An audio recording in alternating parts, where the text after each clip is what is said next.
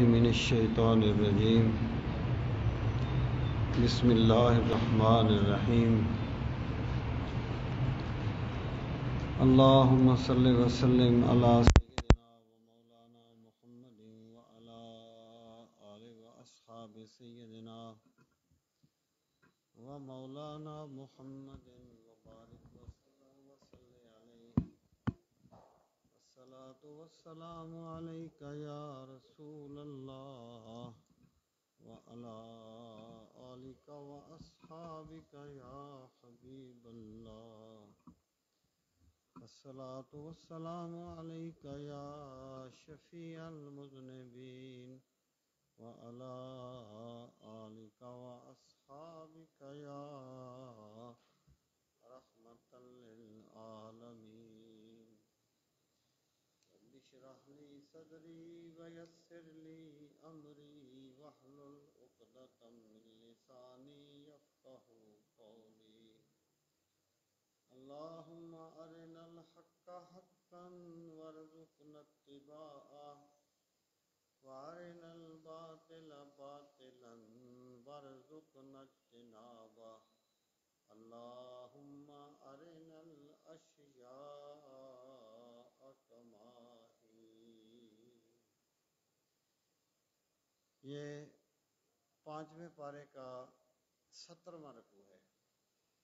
5ویں پارے کا 17واں رکوع، صفحہ نمبر 91.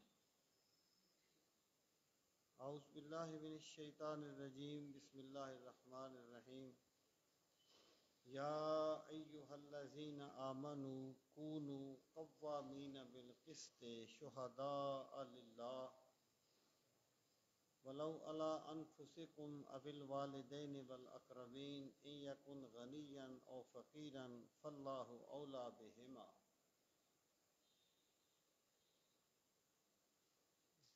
اس سے پہلے اللہ تعالیٰ نے زوجین کے جو باہمی معاملات تھے، جو ان میں جھگڑا ہو جاتا تھا،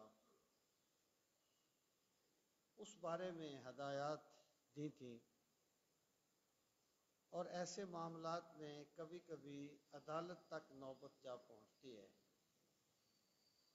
تو اس آیہ کریمہ میں اللہ تعالیٰ نے اہل ایمان کو انصاف پر ڈٹ جانے کا حکم فرمایا. ارشاد فرمایا یا ایھا الذین آمنو، اے وہ لوگوں جو ایمان لائے. کونو، یہ کانا سے امر کا صیغہ ہے، جمع کا. کانا یکونو کا معنی ہے ہونا. آپ سنتے ہیں کن فیکون، تو کن امر ہے، فیکون مضارع ہے. کونو اس سے جمع کا صیغہ ہے، تم ہو جاؤ قوامینا، قوام قائم کرنے والے، بالقسط انصاف کو. اے ایمان والو تم انصاف کو قائم کرنے والے ہو جاؤ. شہداء للہ، شہداء شہید کی جمع ہے، گواہی دیتے ہوئے اللہ کے لیے، یا اس کا معنی ہے گواہ بنتے ہوئے اللہ کے لیے. یہ میں ابھی عرض کرتا ہوں. ولو علی انفسکم، ولو اور اگرچہ، علی کا لفظی معنی اوپر ہے، یا اس سے مراد ہے خلاف. اگرچہ وہ تمہاری جو گواہی ہے وہ خلاف ہو. انفسکم، نفسن کی جمع ہے، انفس، کم تمہارے. اگرچہ تمہاری گواہی دینے سے تمہارا اپنا نقصان ہوتا ہو، اگرچہ تمہاری گواہی تمہارے اپنے خلاف ہو. اول والدین، یا تمہارے والدین کے خلاف ہو. والاقربین، یا تمہارے قرابت داروں کے خلاف ہو، یا قریبی رشتہ داروں کے خلاف ہو. ان یکن غنیا او فقیرا، ان اگر یکن وہ ہو، اگرچہ وہ ہو غنیا غنی، او فقیرا یا محتاج، یعنی جس کے خلاف جس کے بارے میں تم نے گواہی دینی ہے، تم نے نہ اس کے امیر ہونے کی پرواہ کرنی ہے، نہ اس کے غریب ہونے کی پرواہ کرنی ہے۔ ان یکن غنیا او فقیرا فاللہ اولا بہما، پس اللہ اولا زیادہ بہتر معاملہ کرنے والا ہے، بہما ان دونوں کے ساتھ، یعنی تمہیں کسی پر ترس کھانے کی ضرورت نہیں ہے گواہی دینے میں۔ اللہ تعالیٰ بہتر جانتا ہے کہ یہ کیا ہے، اور اللہ تعالیٰ تم سے بہتر رحم کرنے والا ہے، اس لیے تم کسی کی غربت کی وجہ سے اس کے خلاف گواہی دینے سے رک نہ جاؤ، یا اس کی امیری کی وجہ سے۔ فلا تتبعوا الہوا، فلا پس نہ تتبعوا پیروی کرو، الہوا اپنی خواہش کی، یعنی یہ خواہش جو ہے یہ اتنا ایک جامع لفظ ہے کہ ہر گناہ کے پیچھے خواہش ہوتی ہے، مفاد بھی تو دراصل ایک خواہش ہی ہے، تو فرمایا خواہش کی پیروی نہ کرو، ان تعدلو، ان کے تعدلو اصل میں لا تعدلو کے معنی میں ہے کہ تم انصاف نہ کرو، وَإِن تَلْبُوا، اور اگر تم توڑ مروڑ کے بات کرو گے، لوا یلوی لین کا معنی ہے زبان کو توڑ مروڑ کے بات کرنا، یعنی اس طرح بات کرنا کہ سچ اور باطل گڑمڑ ہو جائیں، او تو ریدو، آردہ یوردو اعراضن کا معنی ہے منہ پھیرنا، یا تم منہ پھیرو، فَإِنَّ اللَّهَ پس بے شک اللہ کانا ہے، بما تعملون اس چیز کے ساتھ جو تم کرتے ہو، خبیرہ بہت اچھی طرح خبر رکھنے والا، اللہ تمہارے اعمال کی بہت اچھی طرح خبر رکھنے والا ہے، اور کوئی چیز اللہ کے علم سے باہر نہیں ہے۔ اب آپ اس آیہ کریمہ میں غور فرمائیں کہ پہلے ایک حکم دیا، پھر حکم کے جو متعلقات تھے اس کو بیان کیا، اور پھر اس کی ترغیب دی کہ اس حکم پہ تم نے عمل کس طرح کرنا ہے۔ سب سے پہلی بات یہ فرمائی، یا ایھا الذین آمنوا کونوا قوامین بالقسط، اے ایمان والو تم نے انصاف قائم کرنے والے، تم انصاف قائم کرنے والے بن جاؤ، شہداء للہ، تم نے جو گواہی دینی ہے وہ کسی پر احسان کرنے کے لیے نہیں دینی، یا تم یہ کہو کہ وہ بندہ ہے تو سچا لیکن ہے میری مخالف پارٹی کا، یا وہ بندہ ہے تو سچا لیکن اس نے مجھ سے بدتمیزی کی تھی۔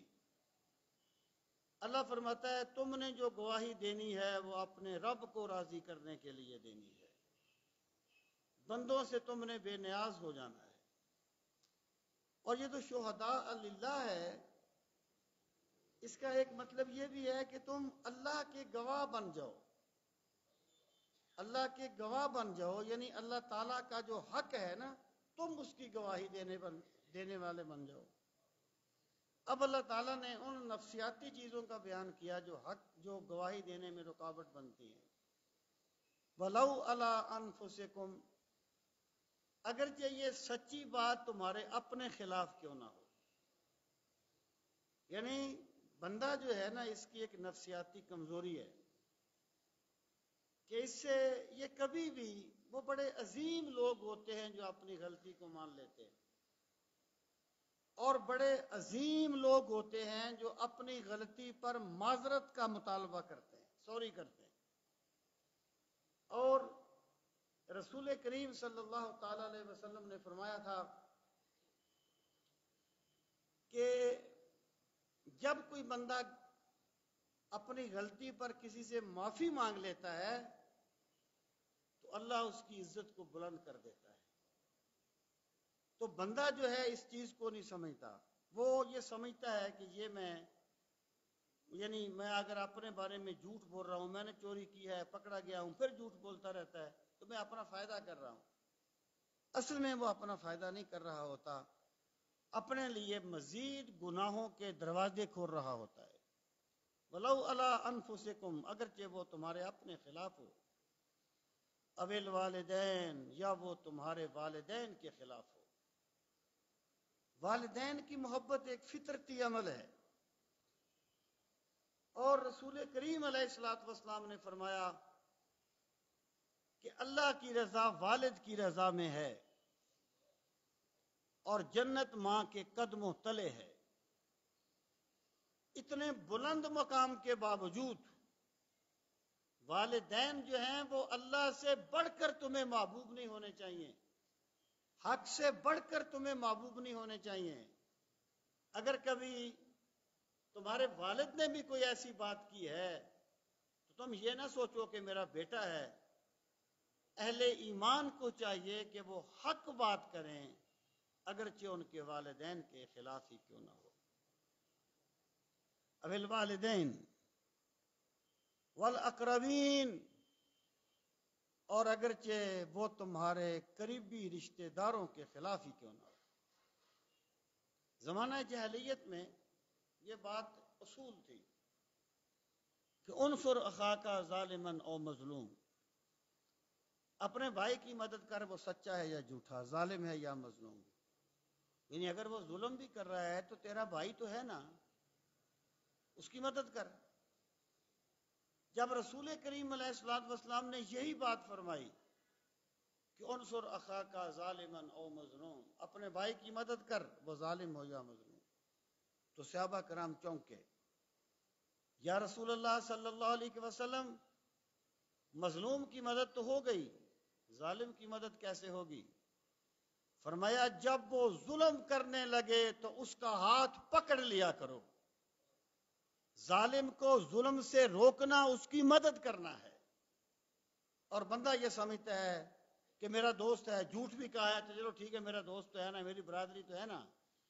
یہ چیزیں اخلاقیات کی بنیادیں ختم کر دیتی ہیں اور معاشرے میں فساد پیدا کرتی ہے۔ وَالْأَقْرَبِينَ إِن يَكُنْ غَنِيًّا أَوْ فَقِيرًا، اگرچہ وہ غنی ہو یا فقیر ہو، اللہ تمہارے معاملے میں تم سے بڑھ کر ان کا خیال رکھنے والا ہے، تمہارا کام گواہی دینا ہے۔ ایک حدیث پاک میں آتا ہے اللہ تعالیٰ ایک قاضی کو بلائے گا، اس نے ایک بندے کو ایک کوڑا زیادہ مارا ہوگا۔ اللہ پاک فرمائے گا تو نے اسے ایک کوڑا زیادہ کیوں مارا؟ وہ کہے گا یا اللہ اس لیے مارا تاکہ لوگوں پر روب بیٹھ جائے کہ ہم نے یہ جرم نہیں کرنا۔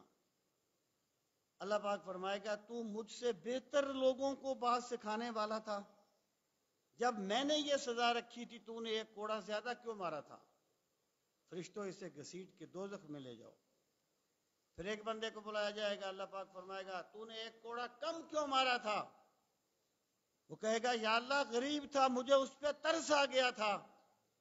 اللہ فرمائے گا تو مجھ سے بڑھ کر ترس کھانے والا تھا، تو مجھ سے بڑھ کر رحم کرنے والا تھا، تو نے میرے حکم کی عدولی کیوں کی تھی؟ اس کو بھی دوزخ میں لے جاؤ۔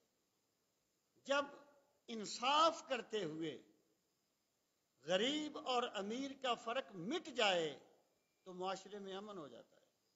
اور یاد رکھیں جس معاشرے میں امن نہیں ہوتا، جس معاشرے میں انصاف نہیں ہوتا، وہاں کبھی امن نہیں ہو سکتا۔ دیکھیں سیدنا فاروق اعظم رضی اللہ تعالیٰ عنہ کے زمانے میں ایک سختی کی گئی تھی عدل کے بارے میں، اور بالکل ہر طرف امن ہو گیا۔ ایک بادشاہ تھا، وہ غالباً شاہ مراد تھا، کہیں نکلا، اس نے شکار کے لیے وہ تیر چلایا، تیر جا کے ایک بیوہ عورت کے بیٹے کو لگ گیا، اس کا بیٹا مر گیا۔ وہ جو بادشاہ تھا وہ خود قاضی کی عدالت میں پیش ہو گیا.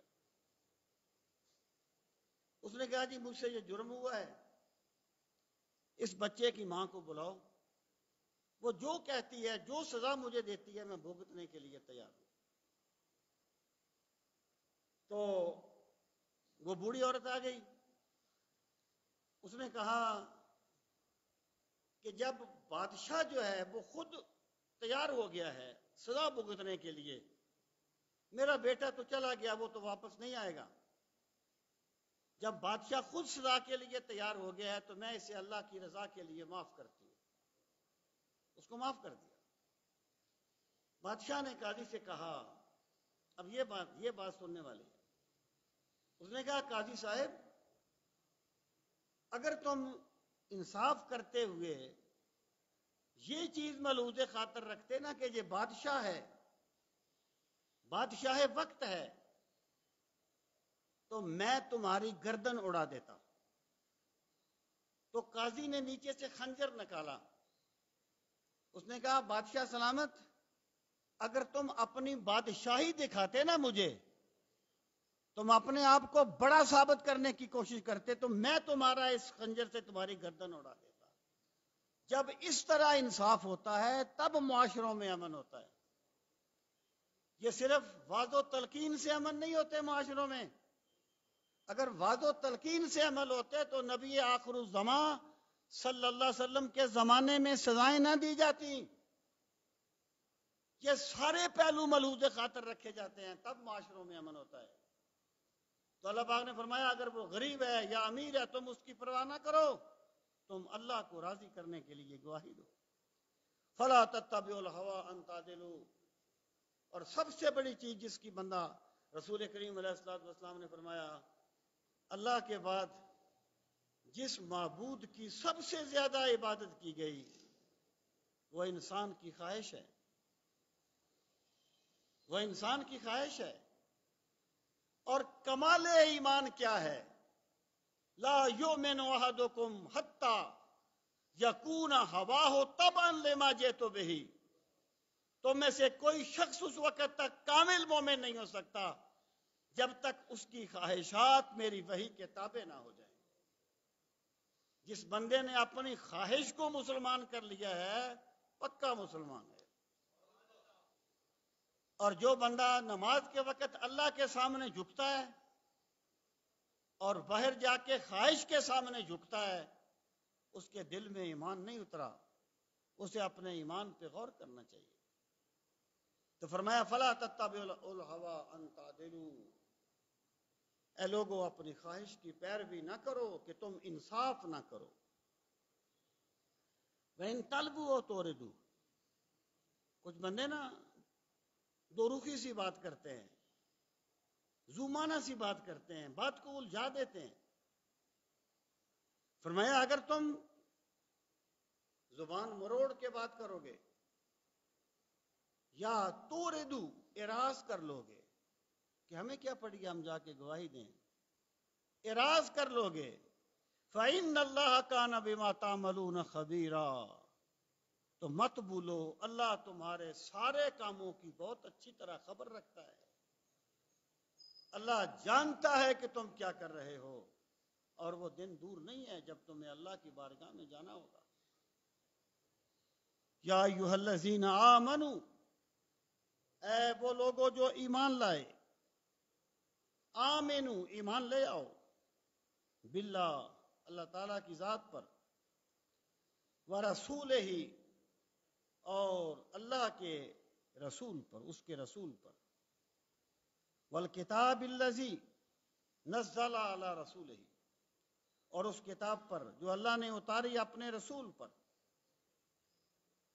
والکتاب الذی انزل من قبل، اور اس کتاب پر بھی ایمان لاؤ جو اللہ نے اس سے پہلے اتاری ہے. اے ایمان والو تم ایمان لاؤ. اس کے بہت سے مطالب ہیں. ایک تو اس کا مطلب یہ ہے کہ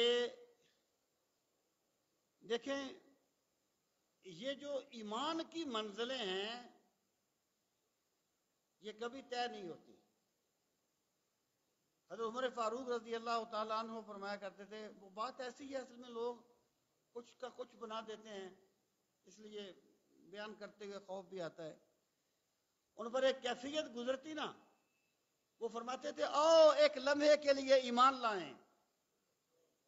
یہ مطلب نہیں تھا کہ وہ پہلے مومن نہیں تھے، ہم اپنے ایمان کو تازگی بخشیں، ہم ایمانی کیفیات کو اپنے اوپر طاری کرنے کا اہتمام کریں۔ تو یا تو اس کا مطلب یہ ہے کہ جو ایمان لائے ہو ایمان میں پختگی حاصل کرو، ایمان میں پختگی حاصل کرو، یا اس کا مطلب یہ ہے یا ایھا الذین آمنو، اے لوگوں جو ایمان لائے، یہاں ایمان لانے سے مراد ہے سابقہ کتابوں پر ایمان لانا۔ آمنو، ایمان لاؤ اس رسول پر، اس سے مراد اہل کتاب ہیں جو سابقہ کتابوں کو مانتے تھے، انہیں کہا گیا کہ اس نبی پر یا اسلام پر ایمان لاؤ، اسلام کو مانو۔ یا اس سے مراد منافقین ہیں۔ آمنو سے مراد ہے ان کا دعوی ایمان، یعنی حکم جو ہے نا وہ کبھی کبھی ظاہر پر لگتا ہے،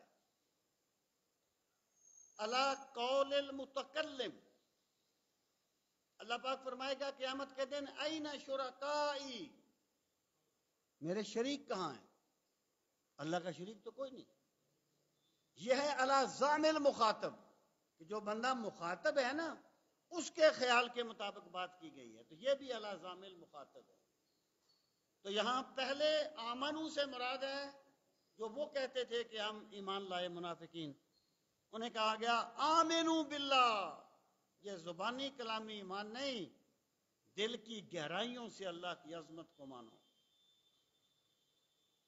اور اللہ کے رسول کو اور اس کتاب کو جو پہلے اتاری، والکتاب الذی انزل من قبل، اور اس کتاب پر بھی جو پہلے اتاری گئی، یعنی تم یہ بھی مانو گے کہ یہ جو ہدایت کا سلسلہ ہے یہ اللہ تعالیٰ نے ابھی شروع نہیں کیا، بلکہ اللہ نے پہلے انبیاء پر بھی کتابیں اتاری۔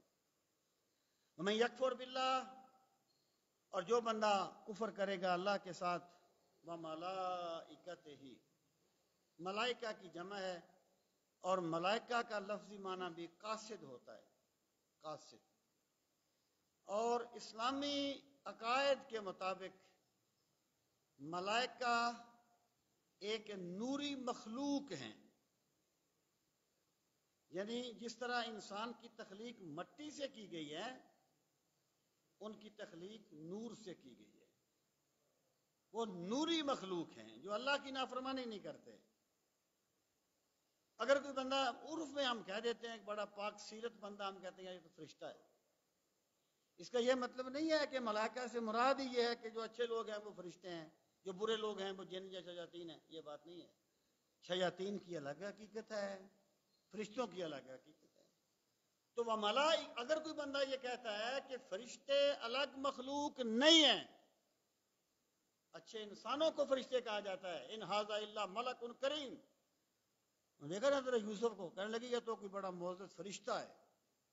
اگر کوئی بندہ یہ کہتا ہے کہ فرشتے کوئی الگ مخلوق نہیں ہیں، اچھے انسانوں کو ہی فرشتے کہا جاتا ہے، تو وہ بندہ نص قطعی کا منکر ہے اور وہ کافر ہے۔ ملائکتہ ہی، اس کے فرشتوں پر ایمان لاؤ،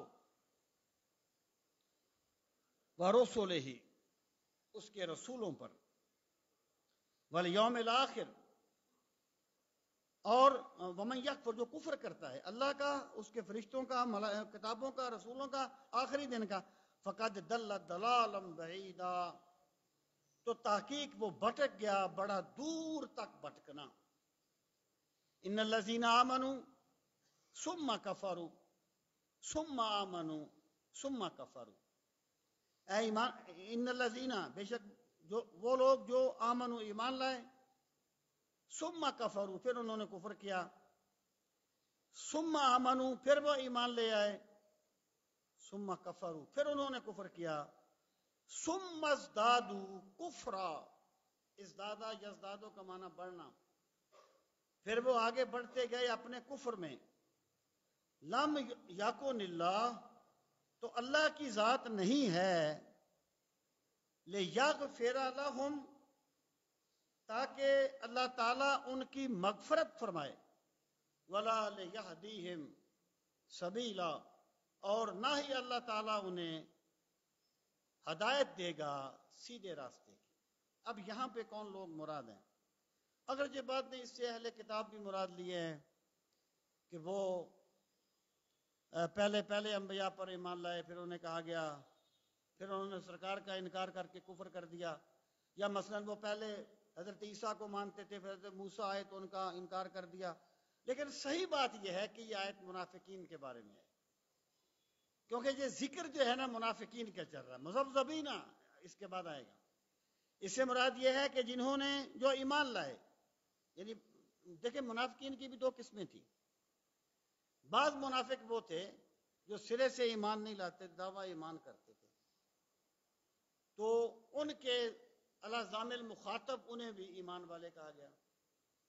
اور بعض وہ تھے جو ایمان لاتے تھے لیکن پھر کوئی سختی دیکھتے تھے، پھر کفر کی طرف لوٹ جاتے تھے. اس طرح وہ ایمان لاتے تھے اور ایمان سے پیچھے ہٹ جاتے تھے. تو یہاں صحیح قول کے مطابق منافقین اس سے مراد ہے. کیا وہ لوگوں جو ایمان لائے پھر انہوں نے کفر کیا، ثم آمنوا، پھر ایمان لائے پھر کفر کیا، پھر وہ کفر میں ہی آگے بڑھتے گئے، تو اللہ کی شان نہیں ہے کہ انہیں بخشے. مطلب کیا ہے کہ جو بندہ خود کفر کے راستے کو اختیار کرتا ہے، اللہ تعالیٰ کی یہ شان نہیں ہے کہ وہ اسے جبراً مسلمان کر دے تاکہ ان کی بخشش ہو جائے. یا اس کا مطلب یہ ہے جب وہ خود کفر کے راستے پر چلے ہیں تو اس کا لازمی نتیجہ پھر گمراہی ہے اور دوزخ کا عذاب ہے. تو اللہ تعالیٰ ان کو نہیں بخشے گا کیونکہ انہوں نے خود اس راستے کو اختیار کیا. وَلَا لِيَهْدِيَهُمْ سَبِيلًا، اور نہ ہی اللہ کی یہ شان ہے کہ وہ انہیں سیدھی راہ دکھائے گا. کیوں؟ سیدھی راہ تو اللہ انہیں دکھاتا ہے جو سیدھی راہ کو طلب کرتے ہیں، جو سیدھی راہ کو مانگتے ہیں، اللہ انہیں سیدھا راستہ دکھاتا ہے.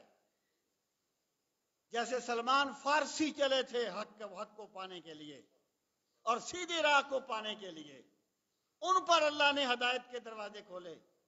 ابو جہل، ابو لہب یہ تو اس طرف چلے ہی نہیں ہیں. تو اللہ کا ضابطہ یہ ہے، وہ کیا ہے، ایک شعر ہے کہ محبت کے لیے کچھ دل مخصوص ہوتے ہیں، یہ وہ نغمہ ہے جو ہر ساز پہ گایا نہیں جاتا.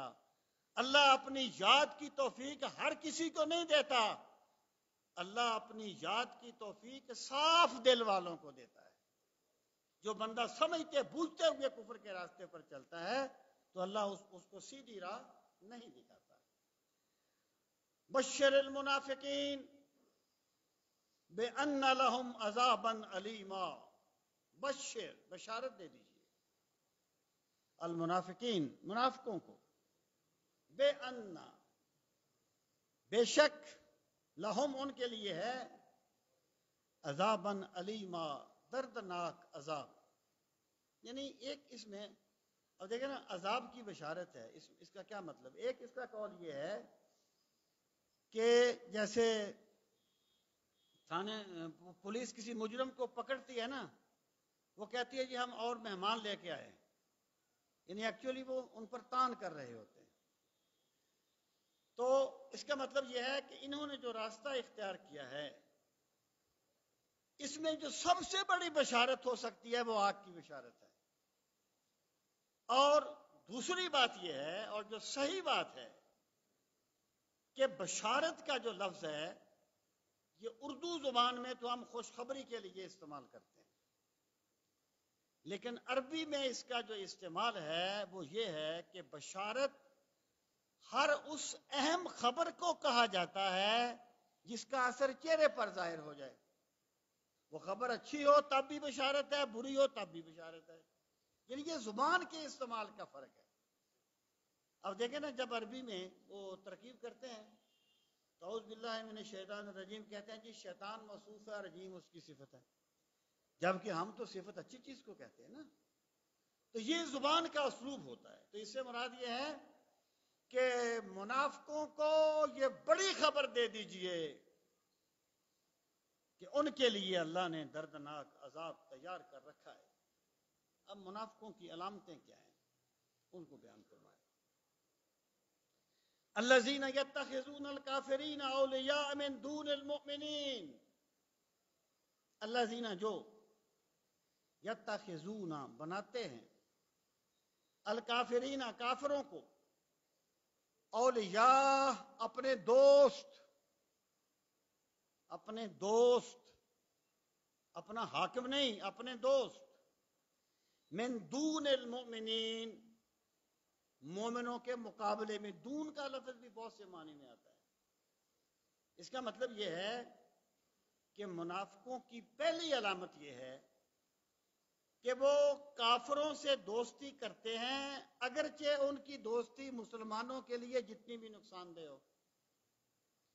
اس کا مطلب کیا ہو گیا کہ اگر ایک معاشرے میں رہتے ہوئے کوئی کافر ہے, کوئی جیسے غیر مسلم ہوتے ہیں, ان کے ساتھ کوئی معاشرتی معاملات ہیں. اسلام کبھی بھی بد اخلاقی کی تعلیم نہیں دیتا.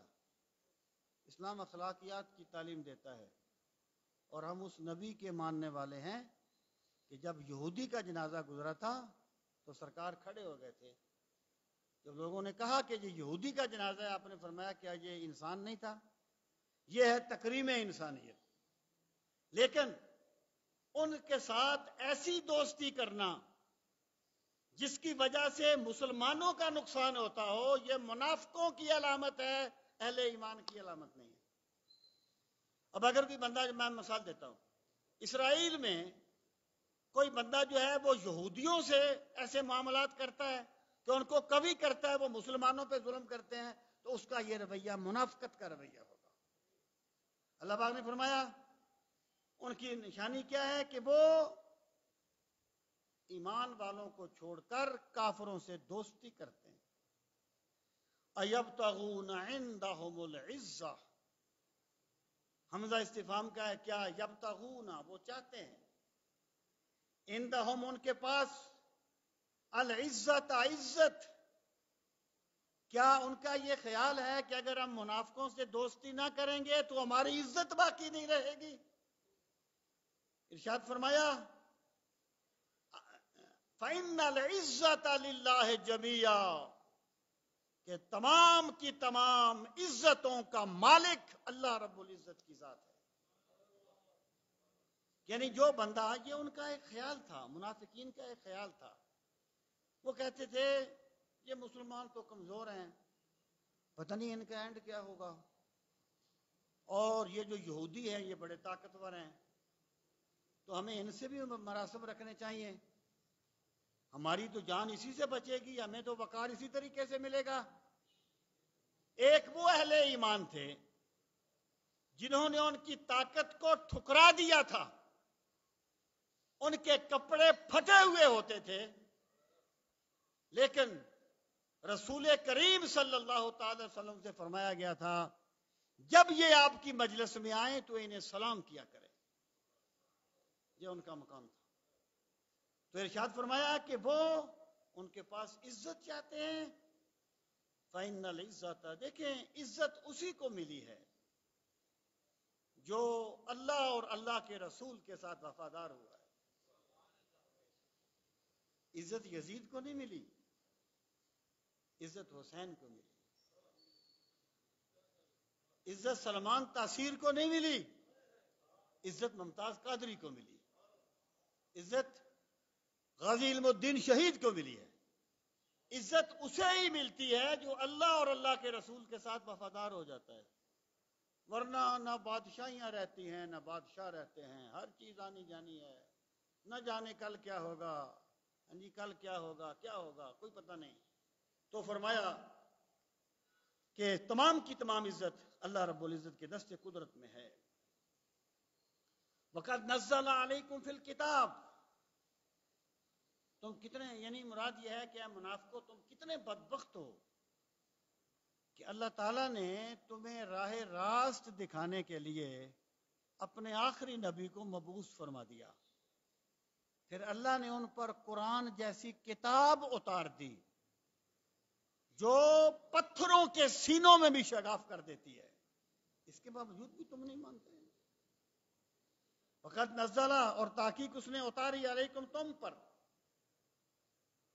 فی الکتاب کتاب میں اللہ نے تم پر کتاب میں اتارا کیا چیز اتاری کیا ہدایت دی کتاب میں ان اذا سمعتم آیات اللہ ان کے اذا جب سمعتم تم سنو آیات اللہ اللہ کی آیات کو یعنی اللہ نے جو کتاب اتاری ہے تمہاری ہدایت کے لیے اس میں اللہ نے یہ حکم دیا کہ جب تم انہیں سنو ان اذا سمعتم آیات اللہ تم سنو کہ اللہ کی آیات یکفر بہا کفر کیا جاتا ہے ان کا یعنی وہ جو کافر ہیں وہ اللہ کی آیات کو جھٹلا رہے ہیں ایسی گفتگو کر رہے ہیں کہ اللہ تعالیٰ کی قرآن کریم کی آیات کے بارے میں کہتے ہیں اللہ نے نازل نہیں کی اللہ کا کلام نہیں ہے جھٹلا رہے ہیں وَيُسْتَهْزَأُ بِهَا اور مذاق کیا جا رہا ہے اللہ کی کتاب کے ساتھ اللہ کی آیات کے ساتھ پھر کیا کرو فَلَا تَقْعُدُوا مَعَهُمْ مت بیٹھا کرو ان کے پاس اگرچہ تمہارے دوست ہوں دیکھیں آگے پہلے آیت پوری کر لیں فَلَا تَقْعُدُوا مَعَهُمْ حَتَّى يَخُوضُوا خاطہ یخوض ہوتا ہے غوطہ لگانا کسی چیز میں یہاں تک کہ وہ گھس جائیں مگن ہو جائیں اس کا ترجمہ آپ کریں مگن ہو جائیں فی حدیث کسی ایسی بات میں غیر ہی ان کے علاوہ یعنی ایک معاشرے میں رہتے ہوئے اگر تمہارے کسی بد مذہب کے ساتھ تعلقات ہیں تو اگر وہ کوئی روٹین میں بیٹھا ہوا ہے آپ اس کے پاس بیٹھ گئے ہیں کوئی حرج نہیں ہے لیکن جب تم یہ دیکھو کہ وہ مذاق اڑا رہا ہے اللہ کی آیات کا کفر کر رہا ہے اللہ کی آیات کے ساتھ تو تمہیں حکم دیا جاتا ہے کہ تم ان کے پاس نہ بیٹھو یہاں تک کہ وہ اس چیز کو چھوڑ کے کسی اور بات میں مگن نہ ہو جائے اگر تم بیٹھے پھر کیا ہوگا انکم اذم مثلہم اگر تم بیٹھے پھر بھی انکم بے شک تم اذن تب مثلہم ان کی مثل ہو جاؤ گے اب اس آیت پہ آپ غور فرمائیں دیکھیں قرآن کریم کے جو احکامات ہیں نا یہ قیامت تک کے لیے بہت سے ایسے یعنی ایک میرا کلاس فیلو تھا میں بھی نالائق تھا وہ مجھ سے بھی کافی نالائق تھا تو مجھے کسی نے بتایا کہ وہ یزیدی بن گیا ہے یعنی وہ نسبی بن گیا ہے اور نسبیوں والی باتیں کرتا ہے میں نے اسے کہا یار اسے کوئی بندہ ایسا مل گیا ہوگا اس کے اپنے پاس علم نہیں تھا کوئی نسبی اس کے پاس بیٹھنے لگا بس وہ اسی کے ساتھ بیٹھتا رہا تو اب وہ وہی ہو گیا میں آپ سے یہ عرض کرنا چاہتا ہوں کہ یہ جو مختلف گمراہ فرقے ہوتے ہیں جس بندے کی اپنی معلومات نہ ہوں وہ ان کے ساتھ بات نہ کرے وہ ان کے ساتھ مت اتنی میل جول کرے کہ وہ اس کے عقیدوں کو خراب کریں اور آپ یقین جانیے یہ لوگ اس قدر ٹیڑے مزاج کے ہوتے ہیں سوال ہی پیدا نہیں ہوتا کہ آپ ان کے پاس بیٹھیں اور وہ اپنے مذہب کی تبلیغ نہ کریں دیکھیں ایک بندہ جو اس فیلڈ میں ہے اس نے تو سب کو پڑھنا ہے جب میں شبیر و یزید لکھ رہا تھا تو ظاہر میرے ٹیبل پہ ناسبیوں کی کتابیں تھیں ان پہ ایک کتاب تھی اس کا نام تھا حیات سیدنا یزید اب میں کہتا تھا کہ تم جو ایسے بولتے رہتے ہو کسی عام بندے کو یہ کتاب دے دو میں دیکھتا ہوں وہ ناسبیوں کی بولی بولتا ہے کہ نہیں بولتا بھائی تم اسے مت پڑھو جب تک تمہیں پتہ نہ ہو کہ ہمارے کیا دلائل ہے تو دوستی میں جس بندے نے اپنا عقیدہ خراب کر لیا وہ منافقت کے راستے پر چلا ہے اس نے منافقت کی روش اختیار کی ہے پھر فرمایا انکم اذا مثلہم اگر تم پھر بھی باز نہ آئے تو پھر تم انہی کی طرح ہو جاؤ گے اس کے دو مطلب ہیں یا تو اس کا مطلب یہ ہے کہ تم ان کے عقیدے کو اپنا لو گے. آپ نے نہیں دیکھا ہمارے جو ینگ جنریشن ہوتی ہے نا عموماً ان کے پاس معلومات نہیں ہوتی. اب کوئی بندہ ان کے پاس مل جائے انہیں بڑے متاثر ہو جاتے ہیں. او جی آج ہی ہمیں حق بتایا گیا, ہمیں تو آج تک دھوکے میں رکھا گیا. تمہیں دھوکے میں نہیں رکھا گیا, تمہیں حق بتایا گیا, تم نے سنا ہی نہیں. تو جس بندے نے اپنا عقیدہ خراب کر لیا اپنے تعلقات بچانے کے لیے, اس نے بڑے گھاٹے کا سودا کیا, وہ منافقت کے راستے پر چلا ہے.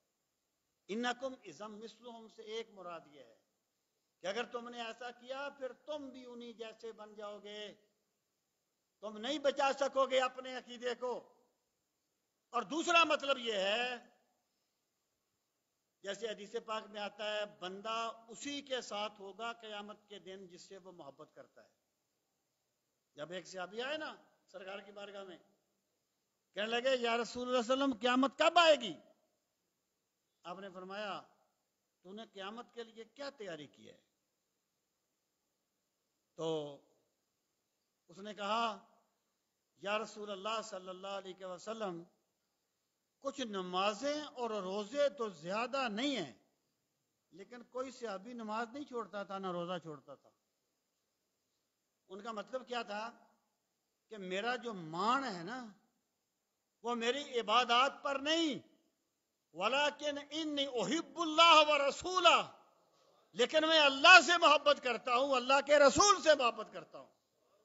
تو سرکار نے فرمایا المرء مع من احبا, بندہ اسی کے ساتھ ہوگا جس سے وہ محبت کرتا ہے. صحابہ فرماتے ہیں ہمیں اتنی خوشی ہوئی یہ بات سن کے کہ ہمیں قیامت کے دن سرکار مدینہ کی صحبت نصیب ہوگی کہ جتنی خوشی ہمیں پہلے کبھی نہیں ہوئی. تو انکم اذم مثلہم کا مطلب یہ ہے کہ اگر وہ ان کی محبت کا کلمہ پڑھتا رہے گا تو پھر قیامت کے دن انہی کے ساتھ اٹھے گا, انہی کے ساتھ ہوگا.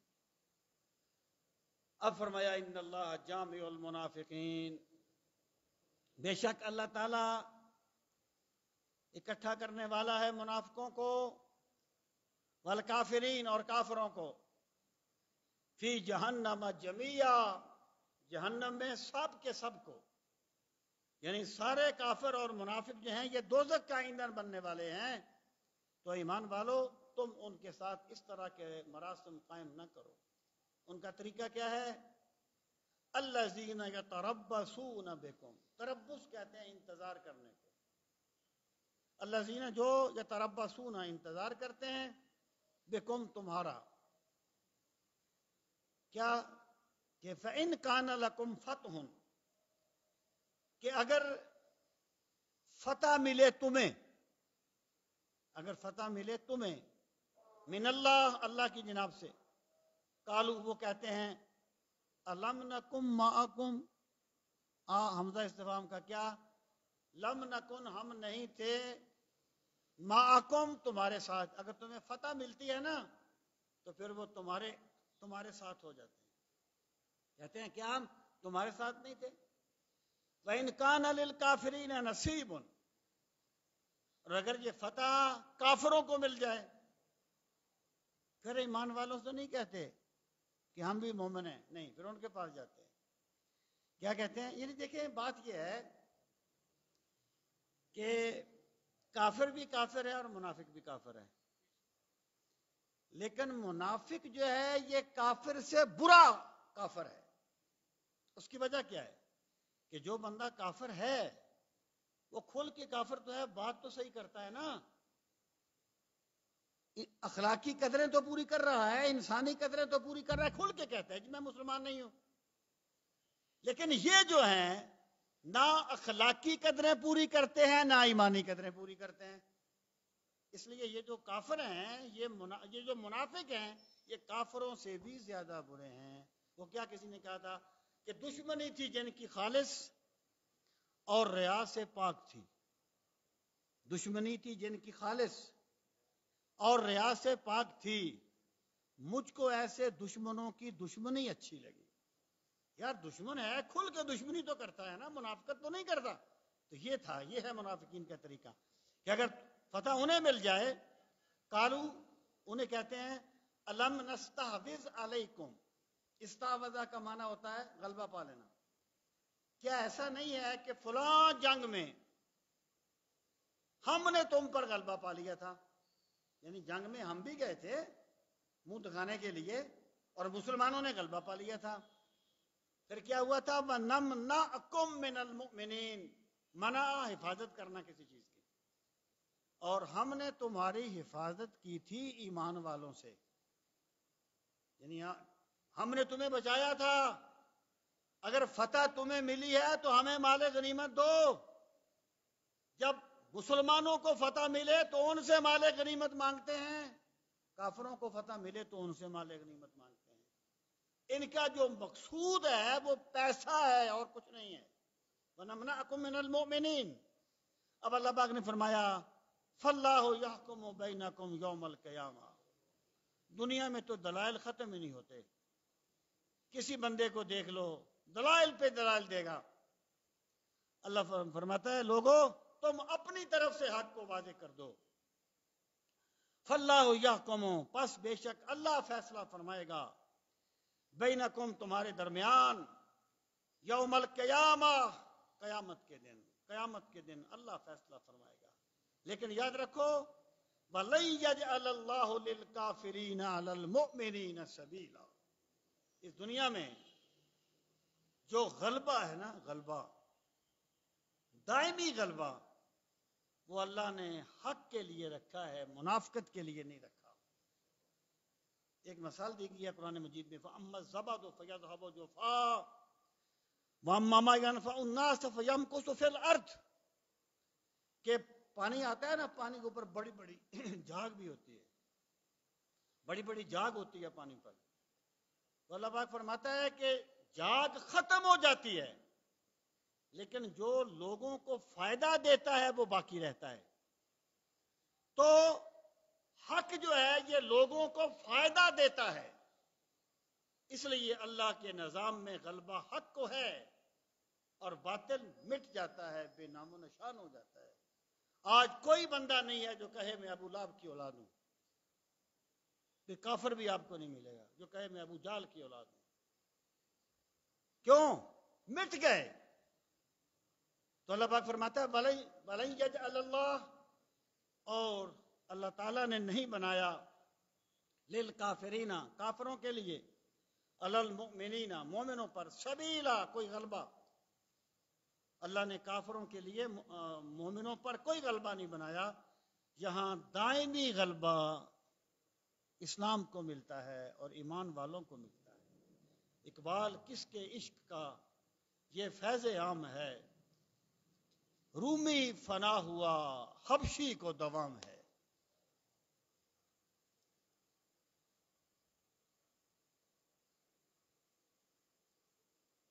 کوئی شخص صرف مال بنانے کے لیے اپنے مسلمان بھائی پر جادو کرے اور پراپرٹی حاصل کرنے کے لیے، اس شخص کے بارے میں کیا اسلام کیا کہتا ہے؟ دیکھیں جادو جو ہے نا اس کی کئی صورتیں ہیں. اگر جادو میں کوئی کفریہ کلمات ہیں تو یہ کفر ہے، اس کے کرنے والا کافر ہے. اگر کوئی کفریہ کلمات نہیں ہیں تو پھر یہ فسق ہے اور حرام ہے. اگر کوئی بندہ یہ کام کرتا ہے تو وہ بندہ حرام کا مرتکب ہے اور اس نے وہ کام کیا ہے جو اللہ کے غضب کو دعوت دینے والا ہے. اس لیے ایک بندہ مومن کی یہ شان نہیں ہے کہ وہ اس طریقے سے کرے. اور اگر اس میں کوئی کلمہ کفریہ ہوگا تو وہ کفر ہوگا. جی ہاں؟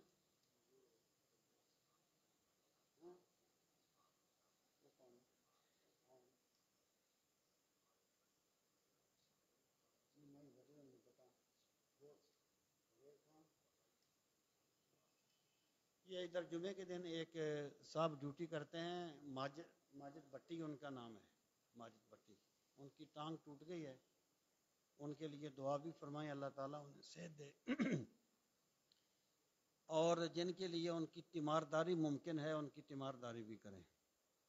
وہ بہت ڈیوٹی کرتے ہیں جمعے کے دن مسجد کے بعد.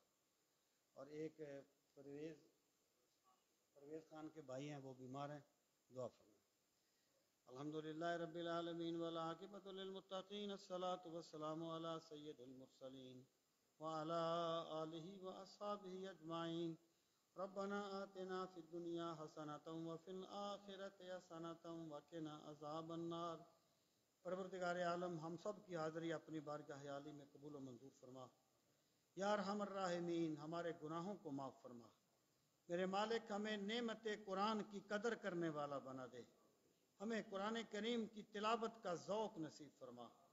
ہمیں قرآن مجید کو سمجھنے کے جذبے نصیب فرما۔ میرے مالک فہم قرآن کے لیے ہمارے سینوں کو کشادہ فرما۔ میرے مالک قرآن مجید کے انوار و تجلیات کا واسطہ ہمارے سینوں کو منور فرما، ہمارے دلوں کو منور فرما، ہماری قبروں کو منور فرمانا۔ میرے مالک قیامت کی تاریکیوں میں بھی قرآن مجید کا نور نصیب فرمانا۔ یا کرم الاکرمین قرآن مجید کی بے پناہ برکتوں کا واسطہ تمام دکھیوں کے دکھ دور فرما، تمام پریشان حالوں کی پریشانیاں دور فرما۔ میرے مالک رحمت بری بارش نصیب فرما، منافع بری بارش نصیب فرما۔ یا کرم الاکرمین تمام بیماروں کو شفائے کاملہ و عاجلہ نصیب فرما۔ بالخصوص ماجد بٹی صاحب کو صحت کلی نصیب فرما، ان کی تمام ظاہری اور باطنی بیماریاں دور فرما۔ پرویز صاحب کے بھائی کو صحت کلی نصیب فرما۔ میرے مالک ان مریضوں پر کرم فرما، ان کی تمام ظاہری اور باطنی بیماریاں دور فرما، انہیں شفائے کاملہ و عاجلہ نصیب فرما۔ ربنا تقبل منا انك انت السميع العليم وتب علينا انك انت التواب الرحيم وصلى الله تعالى على خير خلقه ونور عرشه وزينة فرشه محمد وعلى آله واصحابه اجمعین آمین برحمتک یا ارحم الراحمین۔ اللہ پاک صاحب کو جزائے